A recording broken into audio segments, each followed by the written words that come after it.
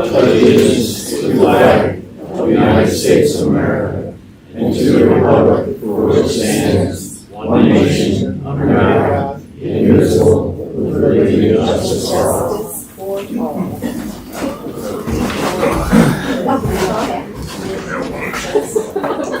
So the first thing to do is approve the agenda. Do I have a motion for that? Yes, I will move to approve the agenda for December 23rd, 2025. Excuse me, I don't know that your mics are on. They're on. They're just not close enough. Mine was not, I'll second that. I'm sorry, it was still in the back here, I totally forgot. But people in the audience politely reminded me. Thank you. I will move to approve the agenda for December 23, 2025. And I'll second. Okay, any discussion? If not, I'll do a voice vote on that. All in favor of approving the agenda for tonight? Say yes. Yes. Opposed? All right, we have an agenda. And first on the next thing on the list is Frank Bednard. I have a hard time with your last name, Frank. He's going to give us a presentation on the Playhouse.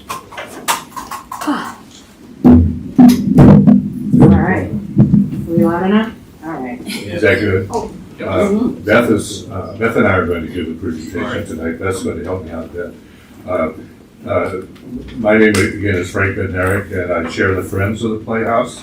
And Beth, of course, is the executive director of the Playhouse. What we'd like to do this evening is report on the progress we've made over the last 5 months, beginning with the July 1st fiscal year, and following the report to the Commission in April of the committee that the mayor then appointed to make recommendations to the Friends and the Playhouse. So what we're going to do, I went back and listened to the tape, and Brenda provided me with the video, and I watched the video, so these points just go along with what the presentation was way back when. So we're going to run through each one of the recommendations, and we'll begin with Beth running through the beginning of it. Sure. The number one recommendation was that we increase summer season ticket prices, and we did do that by $3 per ticket. The ticket sales from July through August totaled $92,445. This included single ticket sales as well as Flex Pass or our season ticket sales. From September through November, ticket sales were $8,881 for a total ticket sales from July 1 through November 30th of $101,326. Another recommendation was that beverage prices be increased. At our concessions, prices were increased from anywhere from $1 to $3 depending on the product. Beverage sales from July through November totaled $10,786 with $578 from alcohol sales and $5,000 from soda, candy, popcorn, that kind of thing. We also added, a recommendation was that we add pre-mixed cocktails to our beverage offerings, which was done. Oh, and the next one's me too. Our goal was to increase Flex Pass ticket sales, which are season summer ticket sales. The total number of 12 ticket Flex Pass were sold. I'm so sorry, I gotta read my own typing here. Pass tickets sold were 31 compared to last year's in 2024 of 16. The total number of 6 ticket Flex Pass tickets sold were 60 compared to last year's total of 45, representing a 49.2% increase in Flex Pass ticket sales. Before I go on, I'd like to introduce some members of our Friends Committee that are here tonight. Julie Johnson, you can raise your hand. Julie Johnson, Tom Spencer, Lori Otto, Kathy West, Ann Dake, and Jen Zwemer. So we have a pretty good show of our group that worked to put all of this together over the last few months. One thing that we recommended was that we try to secure a sponsorship of $25,000 for the White Lake Youth Theater, which is a big part of our operation, and we weren't successful in doing it. We were not able to find a sponsor. However, the general sponsorships that we were able to secure has covered the costs for the White Lake Youth Theater, but there wasn't one single sponsor that covered that. We did have a goal of increasing sponsorships for the Playhouse of 15%. And we held an annual fundraiser that we did that in May, I think around May 1st. And we had very good attendance. And at that event, we raised $67,000, which we were very pleased with. That compares to the prior year's revenue for that same period of $56,239. So we increased it by 19%, and our goal was 15%. So we felt really good about that. Next one.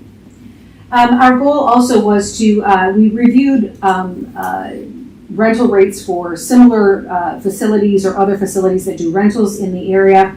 We increased our rental for weddings and other special events to $1,600 per day for the entire complex, $800 for the lobby, and $400 for the green room. This was completed. To answer, this is a little aside from this line item, but we do have a $45,000 budgeted item for rentals for this fiscal year. And the reason that that was so high is that when we submitted the budget last year, we were actually having the church, there was the Hope Bible Chapel was renting from us. That would have accounted for the majority of that rental fee for this coming year, which then they moved to the high school because they needed a bigger space. So just explaining that. The next thing, our goal is to keep the budget for the summer season operations at $66,000. Preliminary unaudited figures currently show $52,667. Expenses for the 2025 season, that does not include our staffing, but that is actually costs for operating and for royalties, materials, costumes, things like that. And so we were able to keep under budget for that this year. As I mentioned earlier, we did have what we're calling our Friends Gala and season announcement. We had in total about 85 or 90 people there, which was a good turnout. And we did charge $30 a ticket for that event. We set as a goal to increase that to $100 a person. If our friends have to agree to that, I don't know if we're going to do that or not. We seem to be more successful at raising dollars there than from admissions. So if we could have admissions cover our cost of putting on the event, that'd be pretty good. So we still have, the friends still have to make a decision on that. Also recommended was that administrative costs for operation of the Playhouse, this is the services provided by the city, which is include finances and payroll and those type of administrative overhead, be included in the operating budget. And some of them are, there's attorney fees and there's some accounting fees and auditor's fees, but I don't know that that's the extent of the support, and so we need to still take a look at that a little more in the future. Our next goal would be to continue to operate the Playhouse at White Lake as a community center with a goal of 180 days of use annually.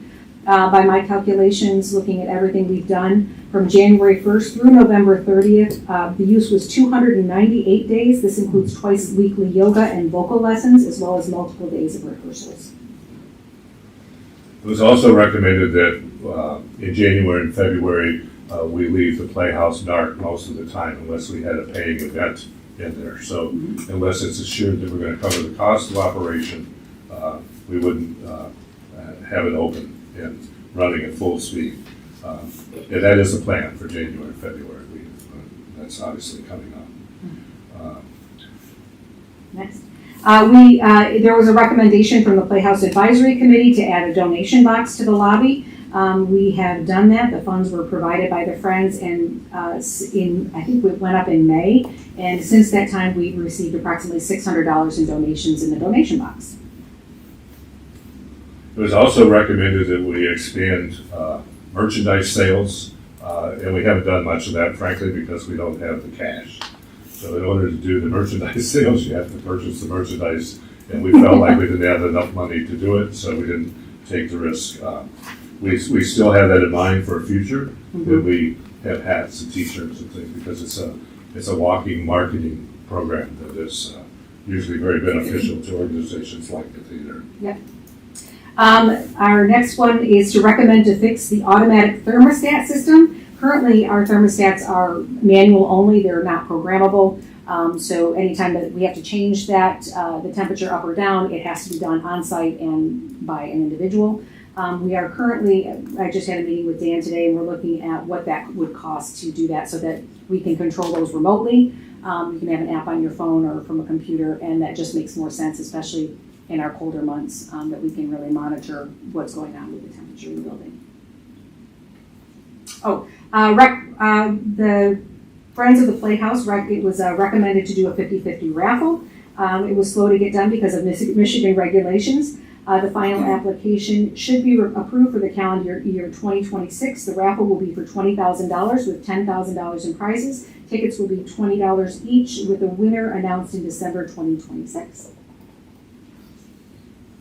Getting the raffle license is a bit tricky because you have to go through the lottery to do that, and Laureato has been very great at putting the application together, but I think it's our third try now. So we Third think, time's a charm. we think we're gonna get it this time, and we'll be able to sell tickets all year, so you'll probably hear from us on that score. It was also recommended by the committee that the city assume the responsibility for the physical operation of the Playhouse. That would be maintaining the building, include the utilities, the cleaning, and the necessary repairs for the next 5 years by appropriating up to $50,000 annually. Currently in the budget, there's a $40,000 item budgeted from the LDFA, and we strongly recommend that you do that. It's very helpful to us to know that the building is taken care of, and it makes operations much easier. Another recommendation was that the Friends plan for establishing an endowment fund for the Playhouse. I think, as you know, the Playhouse does have an endowment fund already. The Edna Bloomdahl Fund is dedicated to the Playhouse. It's at the Community Foundation. We're looking to establish another fund that would be called the Friends of the Playhouse Fund, because it's something that we can market, and then we would market for the next, hopefully the next 100 years. That's what we did the theater for. And build an endowment that ultimately would take the burden off the city for the physical plant, and operating the physical plant of the Playhouse. It's going to take us a while to build that endowment, but we look at developing a plan for doing that, which is primarily asking people to leave a portion of their estate to an endowment for the Playhouse. And we should get that done within the next year. And we may even be able to set up the beginning of an endowment fund with the Community Foundation. Some additional activities of the Friends this year. The Friends have generously contributed $4,800 to the development of a new website for the Playhouse at White Lake. So we'll be starting that. We're working with a developer right now, and that'll be hopefully live in March. So we'll have a new website, which is going to be a big step forward for us for some flexibility and things like that.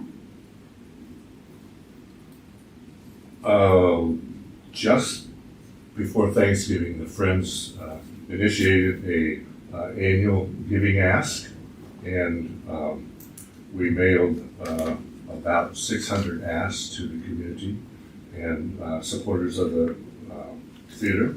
And as of today, we've received $12,750 in contributions from that ask, and we're optimistic that we'll get some more by the end of the year. Usually they continue to come in through January when people make their charitable contributions, so we're optimistic about that. And finally, we've scheduled our annual event for May 7th this year. You're all invited, and our goal will be to increase the contributions over the $67,000 that we raised last year. Hopefully we can do that by 20% again. So we'll work on that as we get started. I think the good news is we think that we're running healthily. We've got some progress made in getting our audience back. And as you know, we've discussed before with the COVID, we got hit with a drop in audience, and we do think that it's coming along really well. And I'm optimistic because this special giving at this time of year is pretty healthy for the first time out. So we're really pleased about that. So Beth and I are willing to answer any questions that you have, and we'll be back at some point. We promise. Yeah, and I would just like to take a minute to publicly thank Frank and the entire Friends group. That's a volunteer, nonprofit that exists only to support the Playhouse, and the work that they're doing to support, the arts in this community needs to be commended. So thank you, Frank, and everybody else. I wanted to ask, you raised the rental rate. Mm-hmm. Did you increase the number of rentals? Not yet. So that hasn't really increased our number of rentals. We've had, I'd have to look back to be honest with you on Or how has many it, we've has had. it decreased the number of rentals? Or I don't know if it's impacted it one way or another. I'll look into it.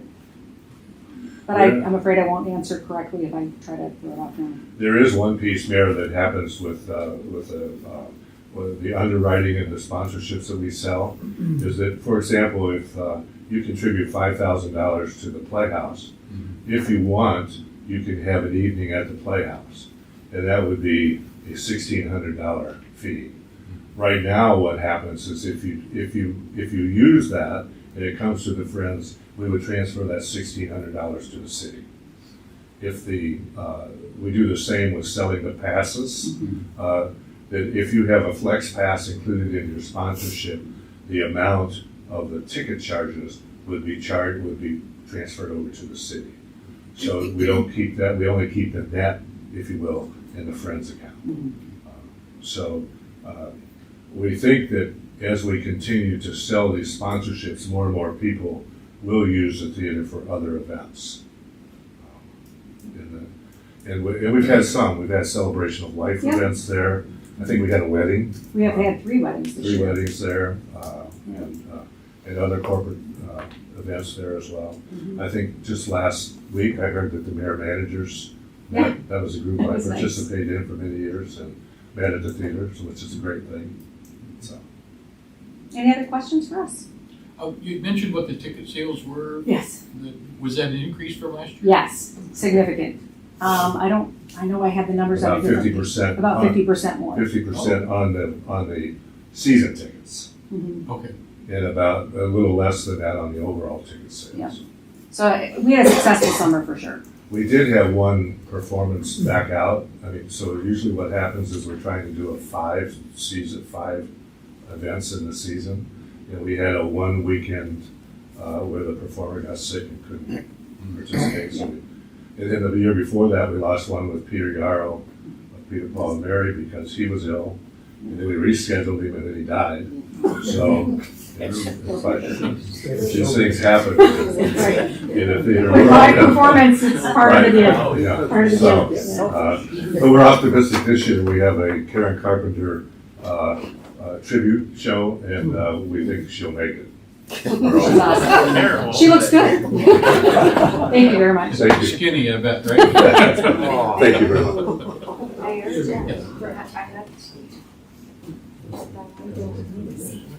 It's okay. Yeah. Oh, Beth, Frank. Well, actually, Oh, I'm sorry, yes. I didn't. Oh, were you done? I'm sorry. no, I wanted to make a comment. I just wanted to thank the Friends group. Thanks for the update. Sounds like you're doing some really good work. To know that.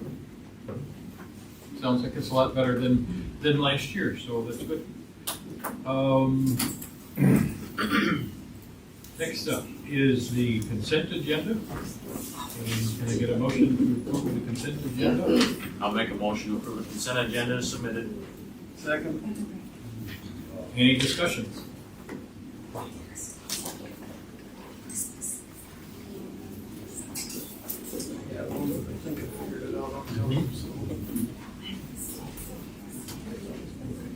I guess not then. All right, all in favor of approving the consent agenda as it is? Say yes. Yes. Opposed? All right. approved. Messages from the mayor and council and city manager. For some reason, I always like to have Dan go first. Sorry. So, nothing really to act on, but just an update on the Lake Street lift station. So lift station number 2, the one that's right on Lake Street, as well as Lake Street resurfacing. So I keep talking about this Economic Development Agency grant that I'm applying for. We had a conference call with the engineers, West Shoreline, and the Muskegon Economic Development Agency. And the staff member from EDA asked if we could make it a bigger project, if there were other infrastructure items that we needed to, that would be better lumped into this.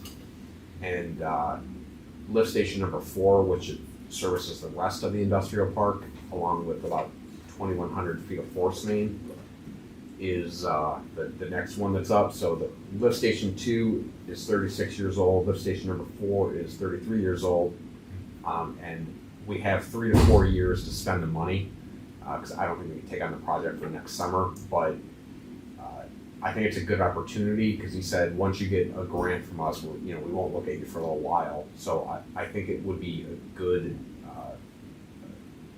use of resources to make this project a little bit bigger, so we can get that force main done at 40% the cost, rather than having to do it all ourselves in a couple of years. So I budgeted with the bond money for $2.5 million to cover the Lake Street and lift station already. I budgeted as if we're not getting this EDA grant.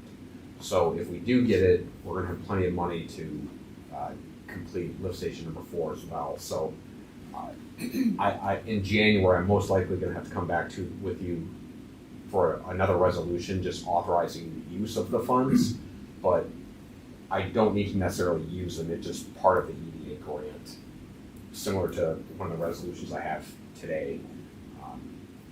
It's just you have to show that we're willing to fork over a certain amount of money for the grant application, even though I plan on using bond money for it.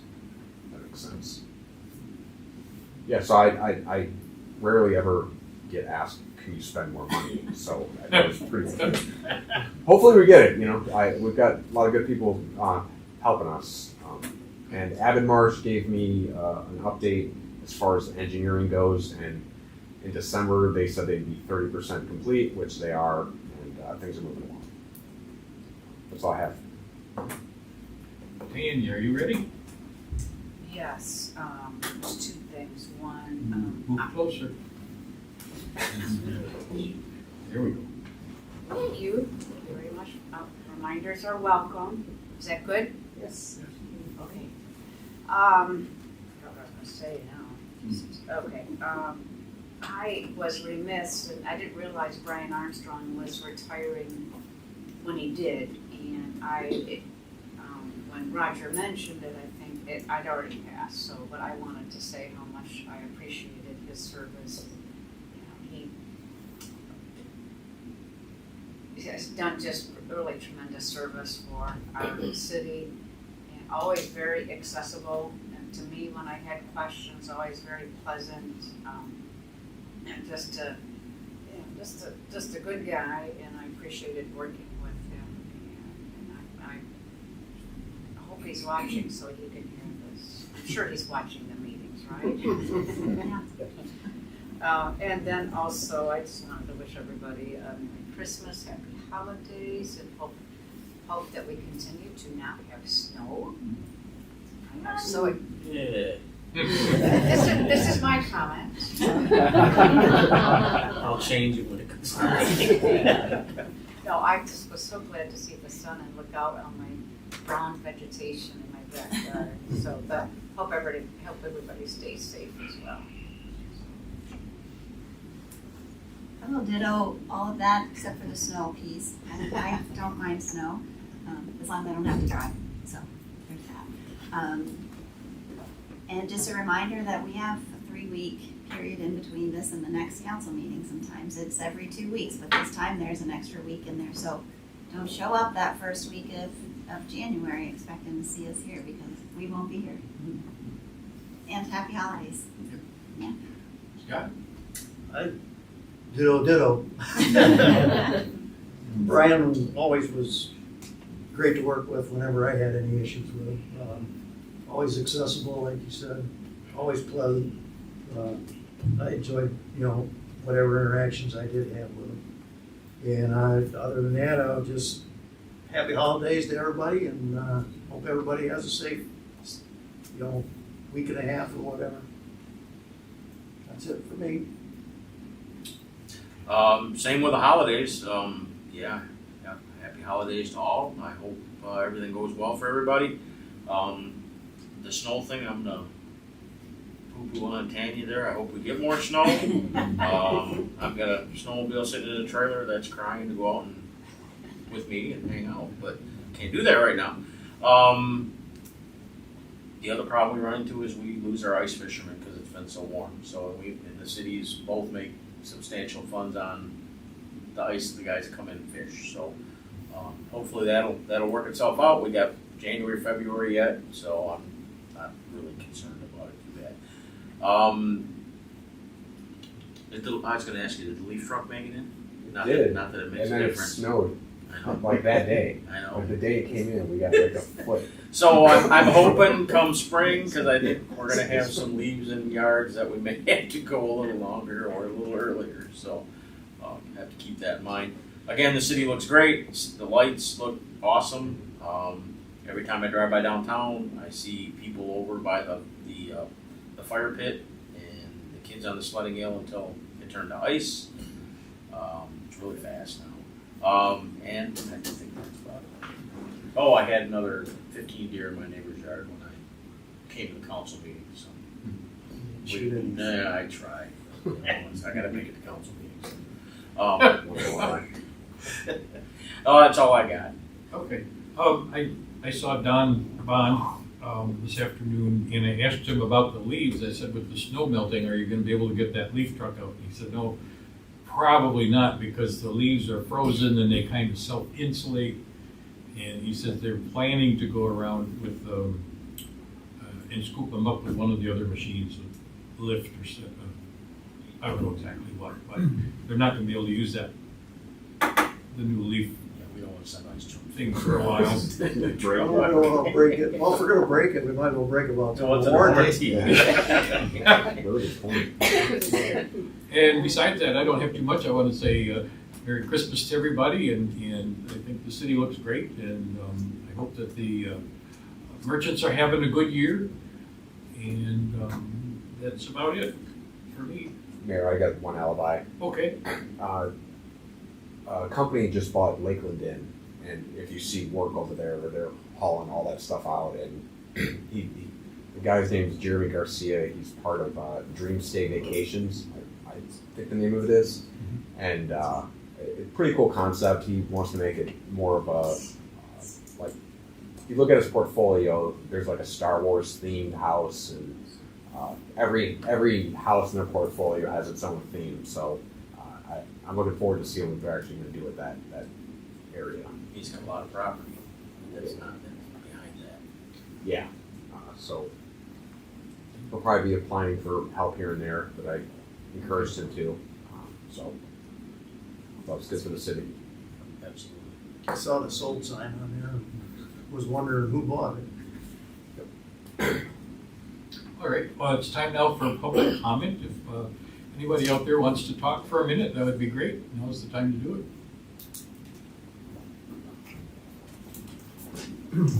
I have a Christmas confession.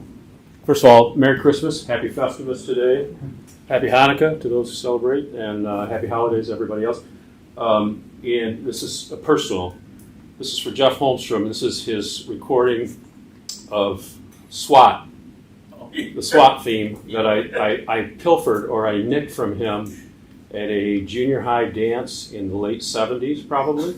And I found it. I wouldn't doubt it. Yeah, sorry about that. You don't have to date anybody. But so I just wanted to present this to you. The record's cracked, but I did play it, and it works still. So Can you dance to it? and you can dance to it. Yeah. It's kind of a fun thing.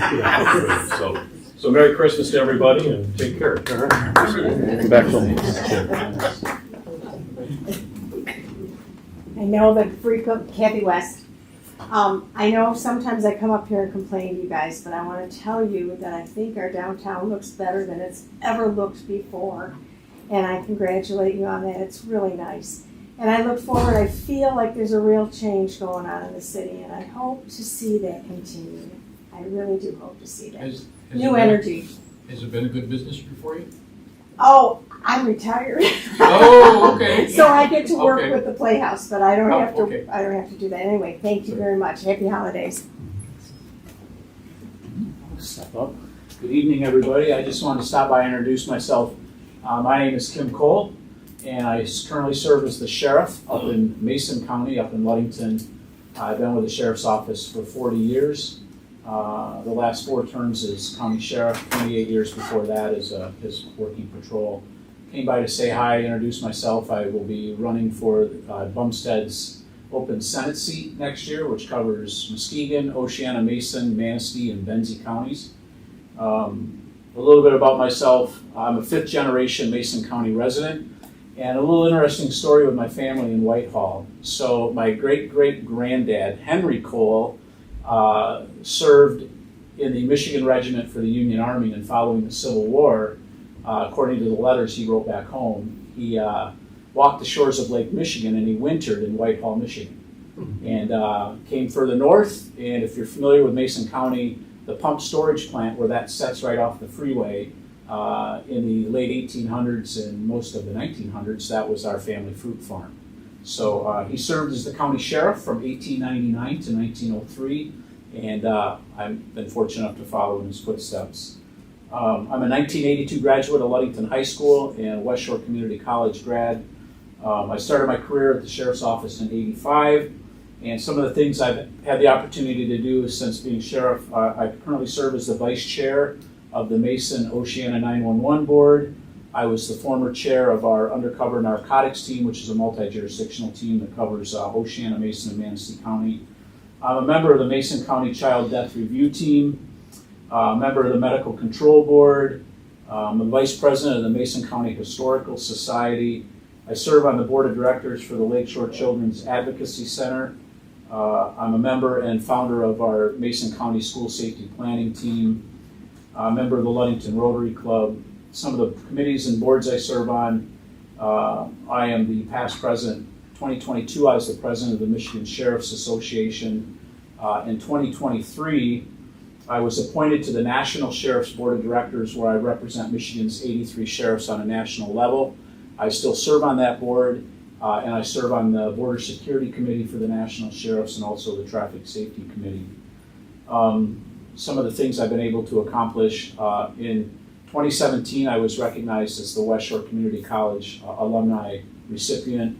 In 2020, I received the Richard H. Austin Commitment to Traffic Safety, Lifetime Commitment to Traffic Safety. They give 1 or 2 of those awards out through the entire state each year. 2021, I was honored as the Michigan Sheriff of the Year. It was a huge honor being recognized by fellow sheriffs. And that particular year, 5 sheriffs in Michigan nominated me to be the Michigan Sheriff of the Year. That had never happened before. And one of those sheriffs was your very own Mike Poolman. So I've received the support and endorsements from 60 current and former sheriffs across America. Senator Bumstead has endorsed me, as is State Rep Vanderwall, and as mentioned, Sheriff Poulin has endorsed me as well. So I have bipartisan support for this endeavor, and a little bit about why I'm doing it, just really quick.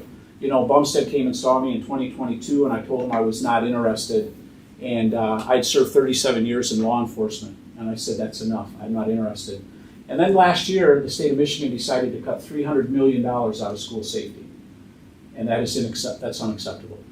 In 2024, it's unacceptable. And for Mason County, we had 4 school resource deputies, and we ran the risk of losing them because of the state funding that was cut. So I've decided to run, and be a voice for safe communities, safe streets, safe schools, and be an advocate for victims of crime. And those are things I think we're lacking in Lansing. Lansing's really good at making half airplanes, sending them to flight, sending them to your communities, and then telling you to figure out how to finish building them and keep them flying. So, thank you. Thanks. I gave you about an extra minute. I should have announced earlier that we've got a 3-minute time. Okay, thank you. Appreciate Thanks for your the time. extra minute. Sure. All right, anybody else?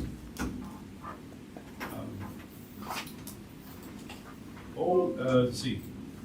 Old business. I'm not aware of any old business. Anybody else? New business. We have several resolutions to deal with. Resolution 2542 is, is a community fund request. And that is something that Frank mentioned, I think, when he was talking about the Playhouse. It's a request that, I'm not supposed to talk about this too much anyway, but it's a request to get money from the Community Foundation. I can give okay. The Bloomendal Fund for the Playhouse at White Lake is held at the Community Foundation for Muskegon County for the benefit of the city and provides grant distributions to support Playhouse operations and programming. The Community Foundation has notified the city that $12,400 is available for distribution this year, and that unused funds typically do not roll over. So this is just authorizing us to get the disbursement for a grant. Need a motion? I will move to approve Resolution 2542 Community Fund Request. Second. Okay. Any discussion? Hearing none. This needs to be a roll call vote. Hildebrandt, Yes. Brown, Yes. Kabala, Yes. Holmstrom, Yes. Zemer. Yes. Two. Okay, the motion passes. Next up is Resolution 2543, Water Resources Division, Michigan Michigan Coastal Management Program. Yeah, this is another grant opportunity. This money's not available till 2027 calendar year. The current master plan is valid until 2030, and comprehensive research, community engagement, and in-depth planning is needed to draft a new master plan. Funding is available through Department of Commerce through Water Resources Division of Michigan Eagle. Total projected cost is estimated to be no more than $100,000, 50%, which would be funded by this grant, 50% would be local match. I don't anticipate using $100,000 to draft a master plan, but I don't want to miss out on a grant opportunity that, so long as our master plan has a special emphasis on coastal preservation and conservation. And what I want this master plan to do is do a lot of the research for city staff on what is feasible at each park, especially the 5 that touch water, and what the grant opportunities are for each. And I want this to be a more comprehensive master plan, as well as community outreach for each task of the, or every bit of the master plan. This would cover all of that public outreach as well, surveys, town halls, whatever's needed. I plan on budgeting in 27 about $30,000 to do the master plan again. But this opportunity, it seems too good to pass up, so that's why I want to use the money.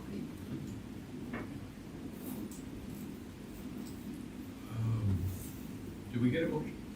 I will move Resolution 2543, Water Resources Division, Michigan Coastal Management Program. A second.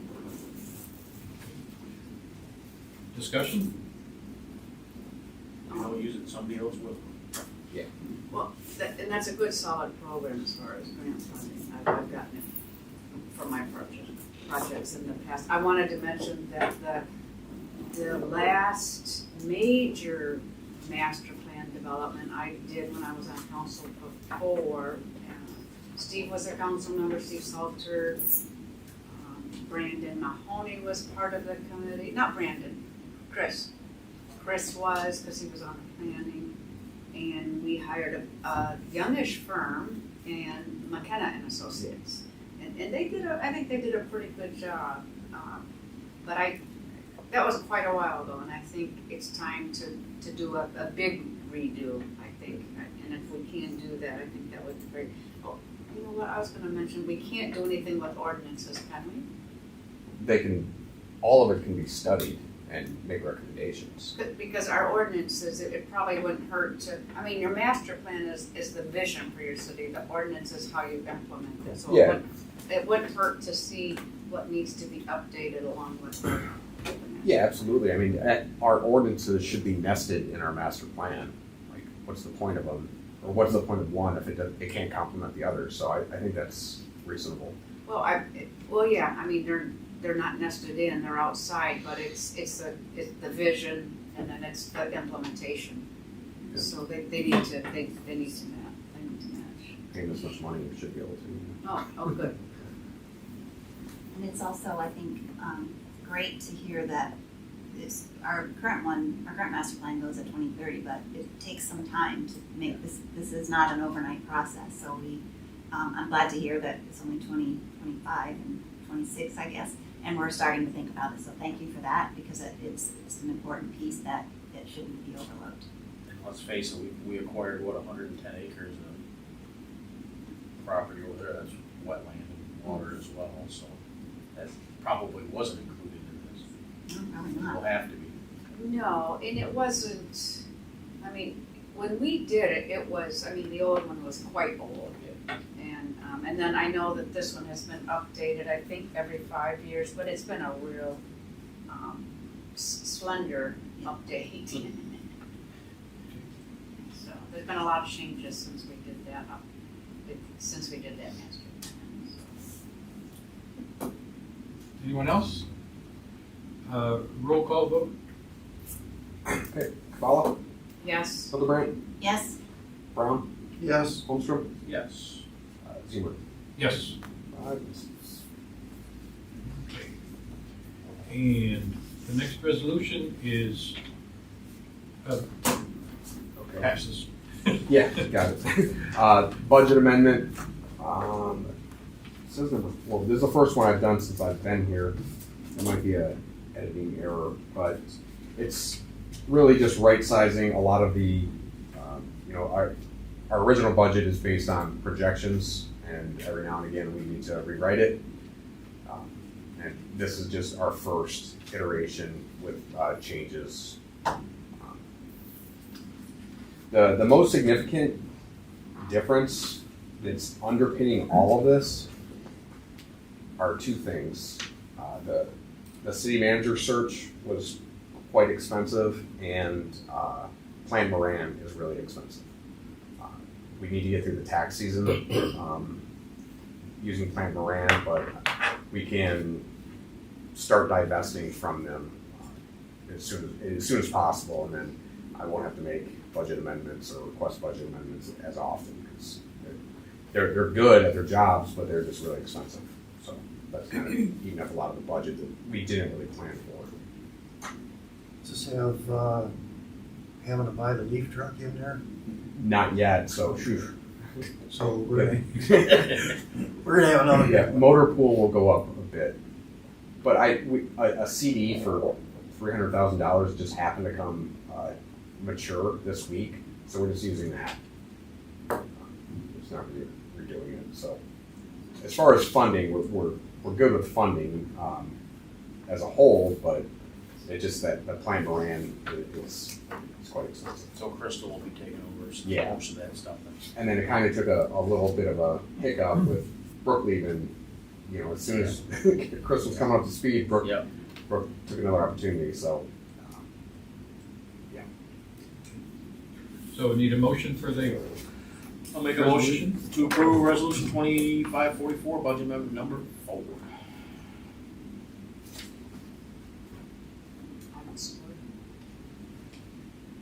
second.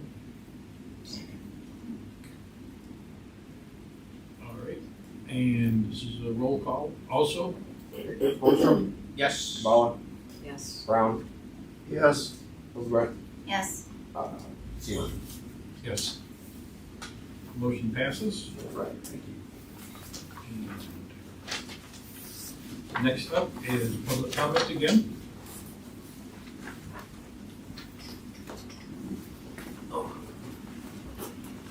Good evening, everyone. Kathy Russell, 303 South Mears. I want to thank the city for the new sidewalk snowplow service. The new machine is so much improved over previous iterations, much improved. Only drawback is they come through and then the plows come through afterwards. It is extremely difficult to access where the sidewalk meets the street at the corner. I know we've had an excessive amount of snow over a very short period of time, but this high is too high for those who walk downtown or just walking anywhere along the streets. I had the opportunity to go to dinner the other night at Hanson Hill, and when I left my job at Hokey Pokey, I needed to walk in the street at the corners because I could not climb up over those edges of the plowed sidewalks. Dangerous from a traffic standpoint, but also just physically not wanting to break an ankle climbing over very hard snowpack. With the addition of parking along Colby Street eastbound, it's really, on both sides now, it's really hard to allow the customer who is parking to access the restaurants, the bars, the establishments, when again that snow is piled up so high. I know the DPW came through and cleared some of the benches for the parade, and that was really commendable, but again, parking is a challenge when that sidewalk is partially blocked by the plows. And I know that MDOT plows through there on Colby Street, but it's still a challenge, and I don't know what can be done about it, but it would be helpful for businesses downtown to have better access for their customers. Thank you very much, and Merry Christmas, everyone. Happy New Year. Thank you. Good evening, I'm Tamara Horn. I'm a resident of the City of Whitehall. I've been reading and learning about data centers this past month, and the state passed a tax incentive for data centers earlier this year, which is sparking new projects across Michigan. So it's my understanding that the city may not have enough land available in the industrial park to interest the data center developer, but it crossed my mind that there could be a property available someday in the city for redevelopment. So I'd like to encourage the city to look into whether a data center ordinance is needed. Surrounding townships may be more desirable locations than within Whitehall city limits, but the council could consider that water use from surrounding townships may ask to connect to Whitehall's municipal drinking water. Data centers that power artificial intelligence, or AI, use a lot of water and a ton of electricity, often requiring backup electric sources in case the power goes out. Diesel generators require special consideration because of potential noise and air quality impacts, in addition to the water and electric use that I mentioned. It's best if our planning commission, city staff, and council can set guidelines for a possible data center in advance of being approached. This would put protections in place for neighbors and specify land use requirements in advance of a potential project. Thank you for your consideration. I don't expect an answer today, especially since I know we're about to go on a 3-week break until our next council meeting, but I would like to see this discussed in the next month or two. Data center project proposals are being submitted in other municipalities. Thank you. Tamara, do you have, what exactly are these things, these ordinances, what do they look like? What's covered in them and that kind of Yeah. thing? Do you have copies of anything that you might be able to forward to us? Or? I do. If I can forward it to Brenda, the city clerk. Okay. There are some other cities and townships that are developing them, and you could use it as a reference point. Yeah. They would include things like the diesel generators, like what is the setback or the distance, or noise reduction measures that the city might require if one is placed, and air quality monitoring, you can require that. You can require reporting on how much water they are drawing from drinking water, so those might be a few things to consider. Thank you. Yep, thanks. Anyone else tonight? If not, I think we're closing out the year tonight for council. And everybody have a great holiday season. Thanks for coming. And I guess we're adjourned.